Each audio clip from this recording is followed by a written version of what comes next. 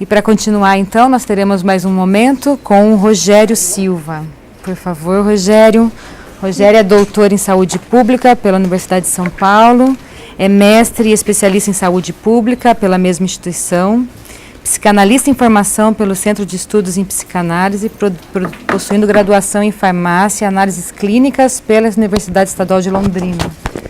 Foi diretor executivo do Instituto Fonte entre 2007 e 2010, instituição da qual é associado, fundador, tendo experiências na área de gestão e avaliação em educação, gestão de organizações da sociedade civil, atuando como gestor, pesquisador, parecerista e consultor nos temas da avaliação, programas sociais, aprendizagem e sociedade civil. Então, seja bem-vindo. Muito bem. Obrigado, Bárbara. Boa tarde, todo mundo. Com alguns de vocês já, enfim, falei ao longo do dia. Queria começar agradecendo a Brasil pelo convite, pela oportunidade de estar aqui conversando com vocês sobre indicadores para essa temática que nos une, né, no dia de hoje. Espero que a contribuição que eu preparei, ela lhe seja de fato útil e ajude, né, a praxis desse grupo que está se montando em torno dessa temática. Eu também queria, enfim, acho que talvez antes de entrar mais no conteúdo que eu preparei, queria fazer dois slides para comentar duas coisas, né? Primeiro, eu falo, né, a partir de uma experiência atualmente empresarial, então eu sou sócio-diretor e cofundador de uma empresa especializada em serviços de planejamento e avaliação de iniciativas socioambientais. É uma empresa jovem, mas muito interessante, numa fase bacana de crescimento, e eu faço questão de marcar isso porque isso tem feito com que nós lidemos cotidianamente com intensas pressões das diversas instituições que trabalhamos por resultados, por sistematizações, por modelos que resolvam, por equações que funcionem, por conhecer a relevância das ações que estão empreendendo. Então isso tem nos deixado num estado de permanente vigília a fim de auxiliar os grupos a construir modelos de avaliação que respondam às suas necessidades, né? Então, obviamente que isso nos traz ou nos empurra, ou nos pressiona para uma posição de olhar a avaliação com um ar bastante pragmático, ainda que as nossas raízes de formação, elas sejam também, né, na MOVE, de escolas críticas, e isso faz com que a gente fique o tempo todo fazendo diálogos muito interessantes entre o pragmatismo e a matriz crítica que, enfim, também foi anunciada aqui por todos os apresentadores do dia de hoje, né, com os quais a gente, enfim, acho que tem muitas convergências. Segundo lugar, acho que isso é importante porque isso diz respeito a uma mudança do próprio campo. Eu tenho pelo menos 15 anos de trabalho com avaliação e planejamento, com dezenas de experiências relacionadas a contraturno escolar, né? O conceito de educação integral, ainda que, né, tenhamos aqui hoje até uma retrospectiva histórica que nos faz pensar muito além, né, da última década, ou do mais educação para cá, né, mas no investimento social privado, né, ou seja, no conjunto de fundações, empresas que faz um conjunto de contribuições para a educação no Brasil e que vai experimentando modelos e desenvolvendo formações, etc., né, nós convivemos muito com o conceito de contraturno. Né, inclusive vimos o começo, né, e trabalhamos bastante com a demanda para que as organizações não governamentais, né, criadas aí muito nos anos 80 e 90, que foram assumindo funções de atendimento, socioeducativo, sobretudo, pudessem começar a fazer projetos em integração, digamos, com as escolas públicas. Então, trabalhamos muito com esses planejamentos e com avaliações dessas experiências e vimos muitas coisas muito interessantes, né? Primeiros encontros entre escolas e ONGs e primeiras formulações, né, que procuravam articular currículo escolar com o currículo socioeducativo. Isso foi muito interessante, então é uma experiência que está bastante presente na minha biografia. A outra coisa que acho que é importante marcar é um compromisso político meu, da própria MOVE, com educação pública de qualidade. com esse direito, então nós advogamos por aí, né, valorizamos isso e essencialmente nos posicionamos, né, num campo que trabalha nesta direção. E por fim, um interesse pelo campo educacional, né, com diferentes experiências, estudos e participações em muitos movimentos, significando que eu não sou um especialista em educação, então acho que eu começo lhes pedindo licença para entrar num tema que lhes é tão caro, mas, ao mesmo tempo, acho que a nossa inserção nesse campo, ela acho que traz acúmulos significativos e acho que nós conseguimos, né, transversalizar várias áreas de saber que acho que nos trazem uma experiência interessante para a tarde de hoje. Então, isso acho que define minha posição, é só uma posição ao lado de várias outras que eu acho que estão sendo expostas aqui e que eu queria marcar com vocês. A apresentação que eu preparei para esses 40 minutos que teremos aqui, ela tem 4 mensagens centrais que eu gostaria de deixar claro aqui para vocês a priori. Primeiro, a discussão sobre indicadores, né, ela nunca deve ser descolada de uma discussão sobre formulação, desenho, propósito, projeto, ou seja, a gente só vai falar em indicadores depois que a gente tiver noções daquilo que é importante de ser feito, né? E para discutir o que é importante ser feito, a gente não precisa começar pensando em indicadores, né? Então acho que isso é um choque, né, numa expectativa de que devemos ou de que possamos começar as construções pelos indicadores, como se eles fossem a nossa baliza, o nosso porto seguro, quando na verdade, né, eles podem funcionar muito melhor como referências para saber se aquilo que nós desejamos e propusemos de fato está sendo possível de ser alcançado. Essa é uma primeira mensagem que eu espero que fique clara ao longo da apresentação. A segunda é de que os indicadores eles só terão sentido à medida que nós conseguirmos fazer uma associação muito delicada entre um indicador e um critério de julgamento. Ou seja, é muito fácil dizer que a frequência escolar foi de tantos por cento, ou de que a evasão é de tantos por cento, ou de que a cobertura de um programa é de tantos por cento, ou isso ou aquilo. Quer dizer, o dado, construir o dado, obter o dado, divulgar o dado, né, o dado do indicador, o dado bruto, é algo relativamente fácil. O que é difícil? É quando a gente tem que olhar para esse dado e, coletivamente, que é uma outra questão que eu quero trabalhar, é chegar a uma definição do quanto este dado, esta informação, significa um avanço ou um retrocesso. Ou seja, a avaliação, em sua natureza, né, pressupõe formulação de juízo de valor, julgamento, tomada de decisão, assumir posição, assumir opinião. Essas coisas são absolutamente implicadas aos desenhos avaliativos, desde os seus primeiros modelos, né, que foram aparecendo ali, enfim, ao longo das décadas de meados do século anterior, aí dos anos 1930 para frente, né? Os diversos modelos de avaliação que foram se constituindo como quase ciências aí, né? Agora, indicador sem critério nos servirá de muito pouco e eu queria falar um pouco de critérios hoje, porque acho que é um ponto importante. A terceira mensagem é de que, da leitura e do preparo que fiz para esta apresentação, as expectativas sobre os resultados dos programas de educação integral parece que andam elevadas demais, né? Eu acho que aí nós temos uma questão importante para pensar, né? No sentido de que elevar demais a régua da expectativa pode produzir uma frustração com aquilo que somos capazes de fazer, né? Então tem um diálogo aí entre expectativa e possibilidade, né? Um encontro delicado de se fazer, né? Sem descartar a importância, né, das réguas utópicas, mas que não nos aprisione numa utopia que sempre considere o cotidiano uma porcaria, né? Eu acho que esse é um ponto bem importante. A quarta e última mensagem da apresentação é que, dentre todos os atores, né, diretamente envolvidos com educação integral, daquilo que nós temos observado, pesquisado, entrevistado, avaliado, os gestores escolares parecem ser aqueles que têm a batata mais quente na mão, né?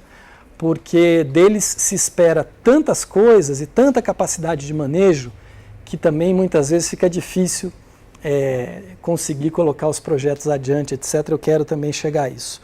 Então estas são as 4 mensagens centrais. Eu começaria marcando de novo a questão dos indicadores, mas para dizer para vocês o seguinte, desenhar cenários futuros não começa pelo desenho de indicadores, né? Começa por onde, né?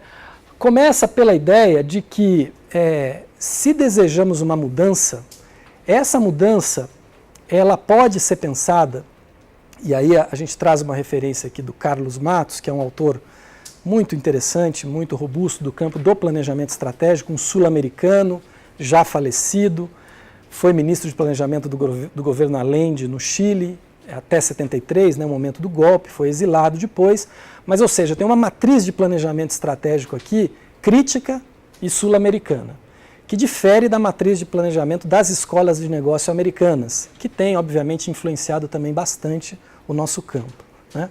Mas não é da onde a gente parte aqui no nosso trabalho. Mas o que se coloca, né, como elementos fundamentais para a gente pensar antes dos indicadores? Primeiro, a ideia de que se tratará de governar uma mudança. O conceito de governo aqui não é um conceito de governo equivalente a governar o Estado, né, mas de governo, de gerir, de dirigir um certo conjunto de esforços em direção a algum lugar. Então, com isso, a gente está dizendo que, bom, a formulação de projetos, de programas, de políticas de educação integral precisa partir de uma ideia de planejamento para que ela possa, então, se estruturar até chegar nos indicadores. E para que haja governo, né, para que haja o que governar, o Carlos Matos trabalha 3 campos complementares muito interessantes.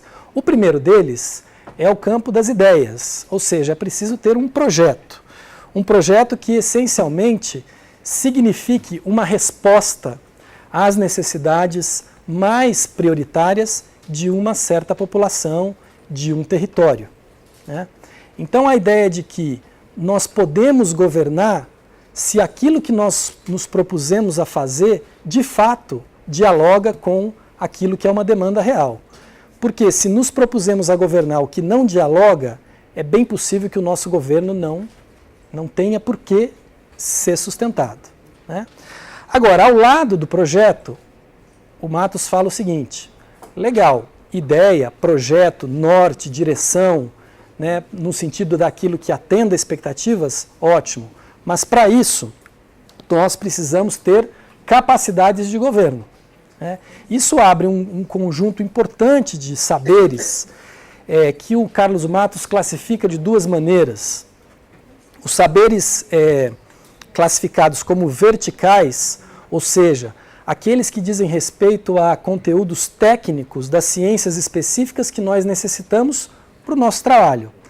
Os saberes específicos da engenharia, da psicologia, da pedagogia, da sociologia e da administração e assim por diante. Então tem saber técnico que é absolutamente fundamental para que um projeto dê certo. Agora, ao lado dos saberes verticais, Matos fala: nada faremos sem saberes transversais, ou seja, saberes que nos ajudem a articular o conjunto de conhecimentos técnicos na mesma direção, né, de maneira sinérgica, para que sustentemos um projeto. Então é um combate à fragmentação que também vem acompanhando esse modelo de planejamento que eu escolhi para introduzir aqui a nossa conversa. Agora, se ideias e capacidades são importantes, um outro elemento que aí passa a ser bastante ligado ao conjunto da minha fala aqui, acho que ligado a outros elementos que vimos no dia de hoje, é a ideia de que nós precisamos ter recursos para governar o nosso projeto. E o Carlos Matos vai definir aí como governabilidade a capacidade que a gente tem de articular atores em aliança na mesma direção que queremos ir, e também da capacidade de neutralizar as forças que combatem ideologicamente a direção que queremos ir. Então, governabilidade vai implicar aí duas construções. Uma construção de recurso de poder de aliança e uma construção de recurso de poder de resistência, entendendo que sempre haverá resistência aos projetos, visíveis ou mais visíveis ou menos visíveis, nos atores mais diferentes, mas o conceito da resistência é absolutamente indissociável do conceito de realidade. Ou seja, essa ideia de planejamento e de formulação de um projeto, que se estabelece como uma estrutura triangular para o Carlos Matos, triângulo aqui não é pirâmide, tá? Vamos pensar no plano, ainda que o desenho assim nos remeta a uma ideia de verticalização, mas não é, é horizontalização.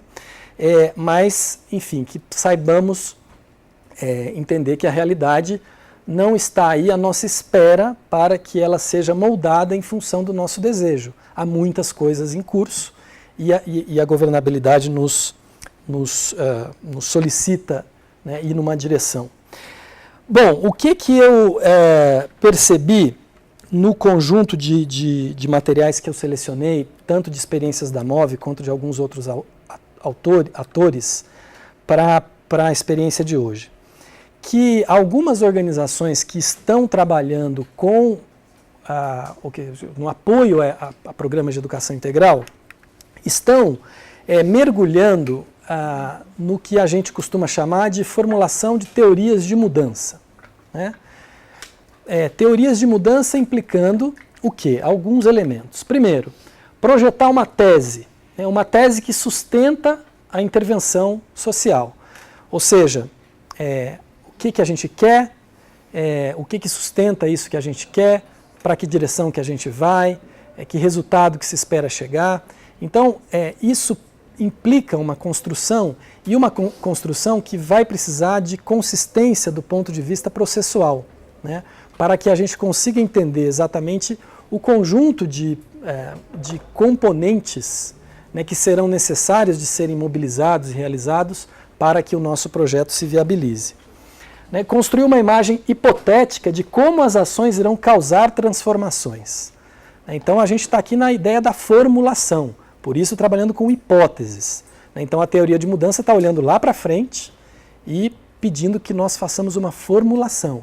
Veja como ela convida a que a gente construa parâmetros, defina resultados, projete e assim por diante. Depois, elaborar e eleger resultados esperados, processos e insumos, porque isso vai nos dando também melhores condições de entender o que temos e o que precisamos ter e, obviamente, ajustar as nossas expectativas, o nosso investimento e assim por diante. Identificar cadeias causais complexas e não lineares que poderão levar aos resultados. Ou seja, uma teoria de mudança que parte de um ponto para ir a outro, ela precisa reconhecer que será necessário um tempo para sair de um ponto para chegar ao outro. Um tempo que você projeta, mas sobre o qual você não tem certeza. Um tempo sobre o qual várias variáveis irão incidir. Um tempo sobre o qual, ou em torno do qual, vários atores irão participar. Veja que a gente está no mesmo plano, tratando da governabilidade, das ideias, da nossa capacidade de gerir esse projeto. E, finalmente, identificar nós críticos, zonas de risco, forças favoráveis e opositoras, para que, então, a gente venha a definir critérios e indicadores para que nós possamos colocar, adiante ou implementar uma teoria de mudança. As cadeias causais complexas, como eu estava dizendo aqui, o Paulo chegou a marcar isso, não é linear, é complexo, vão exatamente questionar o que acho que também a apresentação anterior trouxe, essa ideia de que se nós partimos de um paradigma de uma educação centrada em transmissão, em que a gente faz uma relação direta entre mais tempo, mais sucesso escolar ou mais aprendizagem, isto é uma cadeia linear de pensamento que até pode sustentar uma certa teoria de mudança. Agora, se a gente vai abrindo, expandindo a nossa reflexão na direção que né, toda a plataforma da educação integral tem pedido, a gente vai vendo como as imagens lineares elas deixam de funcionar. Essencialmente porque nós não estamos tratando aqui de projetos totalitários, nem totalizantes, né, nos quais uma instituição será capaz de dar conta de tudo. A gente está no polo oposto dessa ideia, né, num polo da pluriinstitucionalidade e da parcialidade do conjunto de atores. Bom, neste sentido, né, eu entro um pouquinho no campo, quer dizer, nos indicadores, para dizer o seguinte: os indicadores, eles devem ser, quer dizer, no limite do necessário, referências para avaliar o projeto que está sendo empreendido. Então veja que antes de chegar aos indicadores, a gente já percorreu um longo caminho de formulação, de desenho e mesmo de implementação, né, em alguns casos. Essa é uma regulação bastante importante, né? É diferente quando, por exemplo, nós temos lá as diretrizes curriculares, né, ou os parâmetros curriculares disso ou daquilo, ou os documentos que nos servem de referência, desde a Constituição Brasileira, ou a LDB, ou a declaração daqui ou dali. Quer dizer, tudo isso são referências que vão nos ajudando a construir um enquadre ético-político dentro do qual nós formulamos a nossa intervenção. E nesse sentido é importante que a gente tome esses elementos nos processos de formulação. Agora, estes elementos eles não são indicadores, eles são referências, eles são um enquadre, né? Se a gente estiver pensando aqui num quadro, né, essas referências são a moldura, e os indicadores vão ser outras coisas, né, muito mais específicas, muito mais particulares e muito mais em consequência do conjunto de escolhas ético-políticas que nós fazemos, que antecedem, faço questão de marcar isso, a discussão a respeito dos indicadores. Primeiro, ou, me repito, devem estar a serviço do projeto, nunca o contrário, né? Segundo, os indicadores deverão se moldar à complexidade do objeto que se quer compreender. Então essa história de que indicador é só quantitativo, é só percentual, é só taxa, é só frequência, é só matemática, mentira. Isto não se sustenta no campo da avaliação já há muitos anos, né? Indicadores podem ser quantitativos e qualitativos, obviamente respeitando não apenas a natureza dos objetos, mas também o tipo de demanda e de preferência do conjunto de atores, né, que está se relacionando com o objeto. Eles podem ser formativos e somativos, no mesmo conceito da avaliação formativa ou somativa, né, do Michael Scriven, do campo educacional, que vocês bem conhecem. E eles podem, obviamente, estar lidando com elementos bastante tangíveis, e nesse sentido eles serem indicadores muito concretos, né, e muito matemáticos, ou lidando com coisas bastante intangíveis, né, de difícil apreensão, e por isso apelando para que nós nos lancemos a um campo da pesquisa qualitativa para dar conta de responder as perguntas que temos.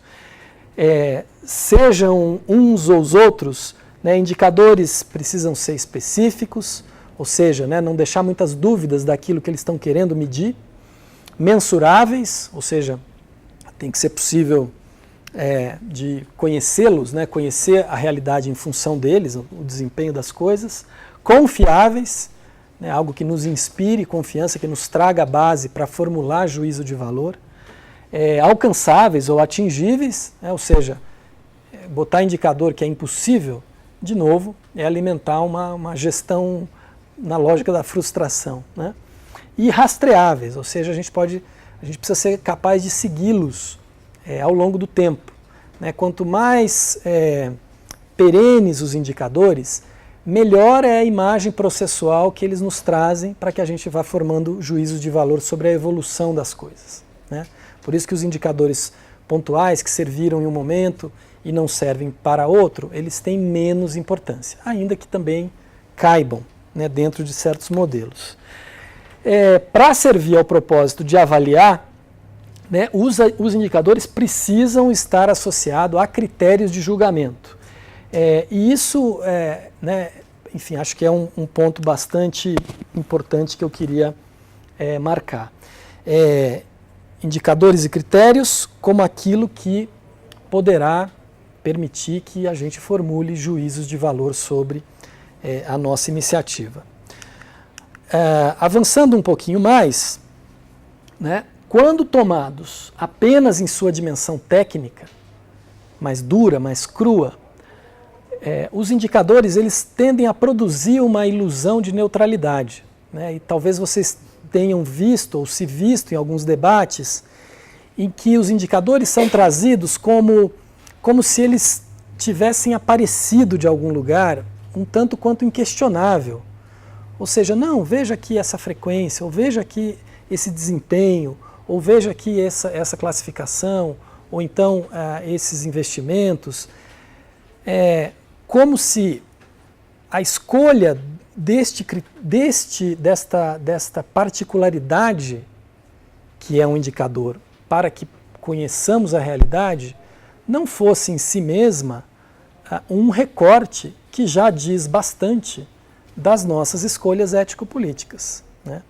Então, se a gente não se atenta a isso, né, a gente vai imaginar que os indicadores eles são neutros, eles são ciência pura, né?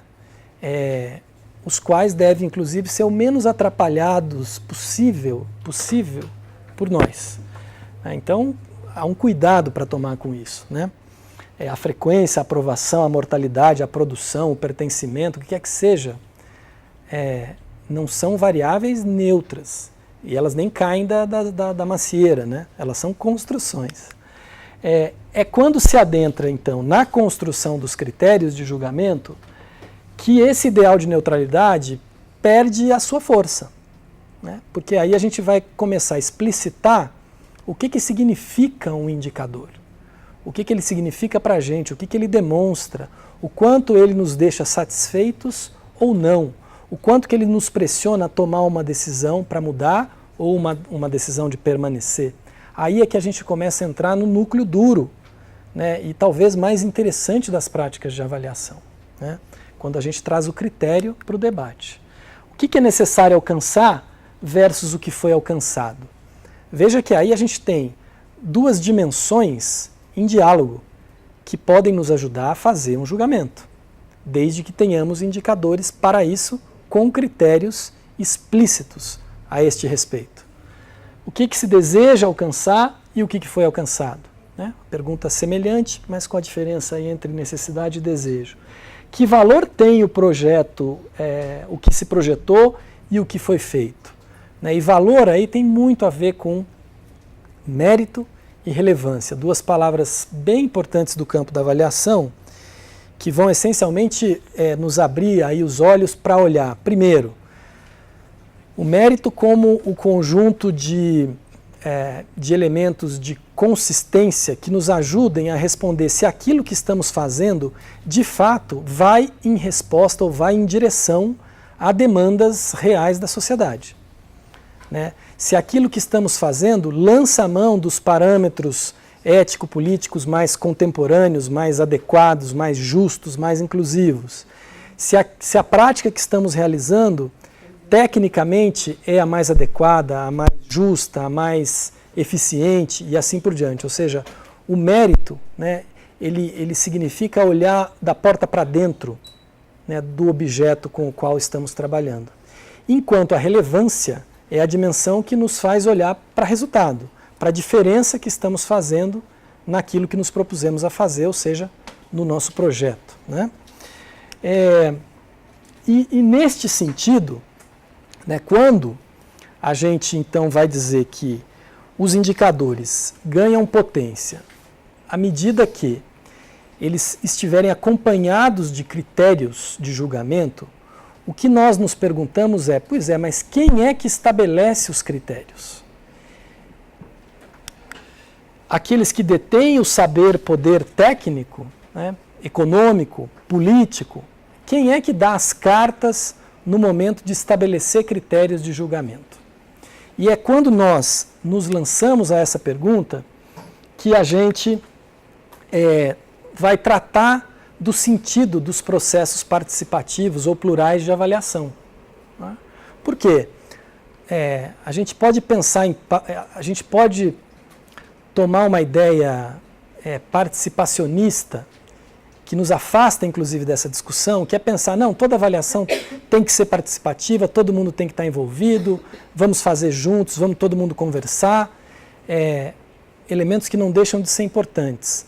Agora, eu também já vi muitos modelos de avaliação que se autodefiniam e eram defendidos e publicados como participativos, mas no momento de estabelecer o critério do julgamento, o critério ficava, por exemplo, com quem tem poder econômico, o que é relativamente de praxe, né, numa sociedade como a nossa.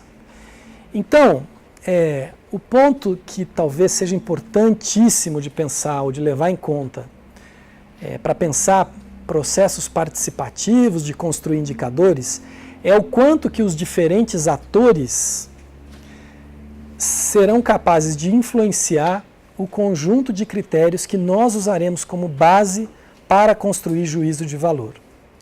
Historicamente, esses critérios estão sequestrados na mão de quem tem poder econômico, que geralmente também é quem tem poder político, né? E assim vai. Mas, né, a questão é como é que a gente, enfim, dialoga com isso e procura alterar isso. Bom, o que eu queria, dito isso, né, feitas essas considerações que eu acho que são mais gerais aí do campo da avaliação, eu queria fazer uma leve curva para tentar chegar em algumas expectativas de resultados e retomar a discussão de indicadores que temos visto, né, nas nossas experiências, muito associados aos projetos, aos programas de educação integral. Então, no que as avaliações de qualidade dos programas de educação integral, elas têm se baseado? Né, aqui tem algumas coisas importantes. Primeiro, a Lelê citou hoje de manhã aqui do SEMPEC a pesquisa feita pelo SEBRAP, publicada, quer dizer, tem uma versão resumida que saiu na revista Nova Escola, né, recentemente, a respeito do que os jovens, e ali está muito centrado em ensino médio, pensam da escola. Acho que vocês conheceram essa pesquisa. E eu selecionei essa pesquisa não porque ela seja a pioneira, muito menos a mais importante, mas porque ela é muito recente, ela está acessível e ela faz uma convergência entre vários pontos que outros estudos vêm nos mostrando, né, ao longo dos últimos anos. E ela tem sido uma pesquisa frequentemente citada, e aí não a matéria da revista, mas a pesquisa, o relatório do SEBRAP, que também é público, vocês podem ter acesso a ele, naquilo que reduz o sentido da escola para os jovens, né, que foram amplamente ouvidos em processos metodológicos muito bacanas, de 2012 para 2013. Primeiro, fragmentação de disciplina, né, das disciplinas. Né. Vejam que os discursos aqui, quem leu a matéria ou quem leu o relatório, né, vê que não se trata de um depósito de categorias teóricas dos especialistas sobre o discurso dos jovens. É o contrário, foi um método indutivo, né, de baixo para cima, uma pesquisa inteira quali. Então os jovens apontaram muito isso, né, a forma como as disciplinas não se conversam, não interagem, produz uma obstrução no processo de conhecimento, né, e o quanto que isso é desanimador, né, no seu processo de formação. Segundo, eu estou lendo os trechinhos vermelhos, tá? Aí vocês vão lendo o conjunto aí. Os professores com os quais não se convive, né? Acho que essa é a ideia central aí dessa parte da pesquisa. Né? Então, é um professor alienado da relação com o aluno e vice-versa. Né? Uma ruptura naquela que é a função fundamental, né, para ligar ali um motor de ensino-aprendizagem. Escolas nas quais é muito baixo o uso das tecnologias digitais, considerando, né, que nós estamos falando aqui de uma geração que nasceu absolutamente atravessada pelas tecnologias digitais. Mesmo as classes CDE, né, tomando essa classificação mais mercadológica, aí, nem por isso justa, né, elas hoje têm elevado acesso, né, a smartphones, a tablets, mesmo a computadores, se não em casa, mas em outros lugares. E aí como é que faz uma escola que não articula isso que é uma linguagem absolutamente constituída na experiência do aluno, né? Terceiro, ou seja, é uma linguagem fora do armário, né? Lembrando da metáfora da manhã. As escolas onde as estruturas estão abandonadas, estão quebradas, estão, enfim, destruídas, né? O que não deve produzir na gente um faniquito de então vamos fazer uma operação de embelezamento das escolas, como foi bem marcado aqui no final da manhã. Não se trata disso, né? Mas de essencialmente pensar a categoria do abandono do espaço, né? Do abandono do espaço. E como esse abandono vai produzindo, por exemplo, na estrutura física, né? Escolas nas quais há clima e eventos de violência, dentro e no entorno. Então a violência de fato como uma questão bastante incômoda para os jovens, né, que são parte dela e que são objeto dela muitas vezes. E escolas, acho que esse é o último ponto, nas quais as ações pedagógicas não se relacionam com os projetos de vida dos alunos. Aliás, não é o último ponto não, porque eu quero ir no último, que é esse aí, ó.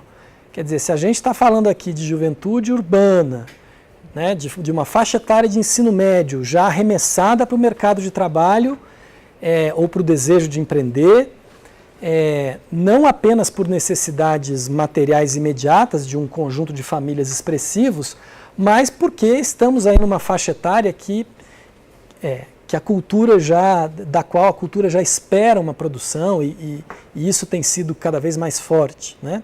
Então, se as escolas não se relacionam com isso, né, com uma ideia de empregabilidade ou de trabalhabilidade ou de empreendedorismo, né, perde esse jovem muitas vezes para atividades que vão de imediato responder isso, ainda que possam vir a ter um caráter nefasto, né, se a gente projetar no futuro.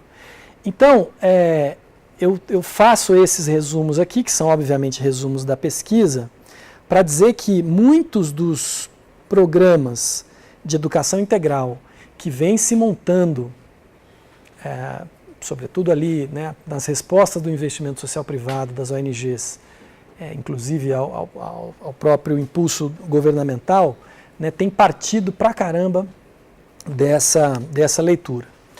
E aí, eu queria ainda apontar algumas outras coisas que a leitura também de alguns materiais nos levou a pensar para essa apresentação. Primeiro, né, assim como os programas e os resultados estão baseados ali naquela leitura, tem algumas outras variáveis ou algumas outras premissas que têm sido muito frequentes no pensamento sobre projetos e formulação de projetos e avaliações em educação integral. Primeiro, o que já foi dito aqui, multidimensionalidade dos sujeitos e hiperexigência técnica, política e ética da vida contemporânea. Essencialmente, né, os projetos com os quais nós temos nos relacionado e as organizações com as quais a gente tem convivido e procurado ajudar são organizações que se sentem muito pressionadas em responder com projetos muito complexos que alcancem muitas dimensões, né? Acho que o que coaduna a discussão que a gente vem fazendo aqui hoje, mas deve nos colocar um ponto de interrogação, que é, puxa, será que é tudo isso? Ou por que é tudo isso? Né? Ou que tudo que é isso que está colocado aí? Né? Porque são muitas palavras, muitos conceitos, muitos parâmetros e acho que é importante ter atenção. Segundo, consolidação da educação na agenda de direitos humanos, é uma premissa fundamental já marcada aqui. Dois documentos que são de fontes muito diferentes, mas que transversalizaram muito o campo nos últimos 15 anos aí. Primeiro, né, o relatório lá, Educação Tesouro a Descobrir, quando a questão da hiperexigência e da multidisciplinaridade e transdisciplinaridade ganhou muita força, né, com a ideia do aprender a ser, conviver, fazer e conhecer. E, recentemente, né, esse estudo feito pelo National Research Council dos Estados Unidos, trabalhando outros 3 campos, né, que chamaram ali de cognição intrapessoal e interpessoal, que, de novo, abriram uma enxurrada de demandas teóricas às quais as instituições deveriam responder. Então, essa é uma premissa que está operando no campo. Depois, os diversos movimentos que estão procurando encontrar maneiras diferentes, né, de viver nas sociedades hiperurbanizadas. Então, essas coisas de cidades educadoras, territórios educadores, bairro-escola, etc., etc., etc., né, são vários movimentos de diferentes nuances e matizes e posicionamentos ideológicos, mas que vêm também em resposta a uma experiência de vida nos grandes centros urbanos que se tornou insuportável e que, em certa medida, atravessa hoje, não é, as escolas, quando a gente vai discutir educação integral. Né, isso para também a gente, acho que pensar, né, ou se abrir a pergunta do quanto que a própria agenda da educação integral hoje, ela vem atravessada por demandas, né, que não nascem em absoluto dentro da escola ou dentro do movimento educacional. Depois, uma coisa que é super importante também na sociedade contemporânea, essencialmente em função, né, da grande mudança da posição feminina na sociedade. Os arranjos familiares contemporâneos, já muito diversos, mas eles são ninhos vazios na maior parte do tempo, na maior parte do ano. Ou seja, ou a criança está na escola ou ela está sozinha. Né? Ou seja, há uma conjuntura aí que, claro, deriva em cuidadores nos bairros, em creches informais, em irmãos que cuidam de irmãos, em avós que fazem essa função, 1000 arranjos. Mas, essencialmente, isso impulsiona a oferta do serviço. Né? Quer dizer, é uma das coisas que está na própria matriz de reordenamento da educação infantil brasileira. A outra coisa são fortes críticas ao desempenho da educação, né, uma questão que se tornou bastante marcante, desde as mais legítimas e críticas de verdade até as mais absurdas, ainda que notórias e cheias de espaço na mídia, né, como a do próprio Gustavo Iosp, né, que é um pesquisador que eu gosto de marcar, talvez num polo oposto, né, a esse pensamento que eu acho que a gente vem apresentando aqui no dia de hoje, mas que não deixa de ser muito virulento, né, na crítica que faz, embora pareça que culpe as pessoas erradas, né? Enfim, mas eu quis marcar isso. E, por fim, as próprias respostas do MEC com mais educação. Bom, e ainda para marcar, né, só voltando naquilo do National Research Council, veja lá, essa é uma imagem que veio do site da Porvir, um dos que eu consultei para essa produção desse dia de hoje, mas olha só essas 3 nuvens, né? E não são exatamente coisas fáceis aqui. Pensamento crítico, poder de tomar decisão, inovação, comunicação, aí você muda e vem para iniciativa, saúde física e psicológica, autodidatismo, e vai para lá é confiança, autopreservação, influência social. Aí a escola meio que fica assim na parede, né? Porque ela fala, como é que eu lido com isso? Né? Então a hiperexigência é uma questão que eu acho que marca muito os projetos, né? E acho que vocês precisam estar de olho nisso, já que estão formulando os projetos.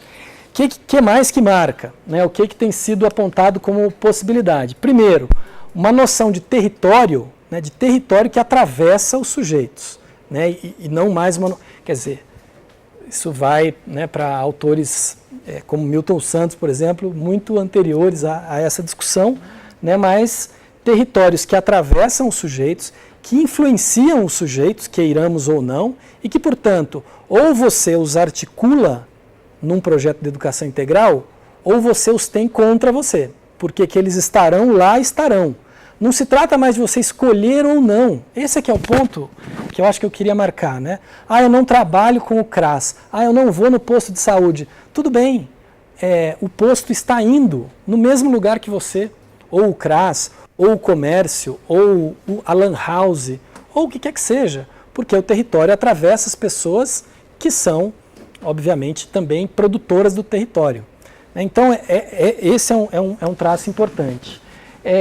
E nesse sentido, né, os projetos são repetições aqui de falas já dos colegas, os projetos que enxerguem o território como cenário de aprendizagem, a escola não é mais exclusiva, né?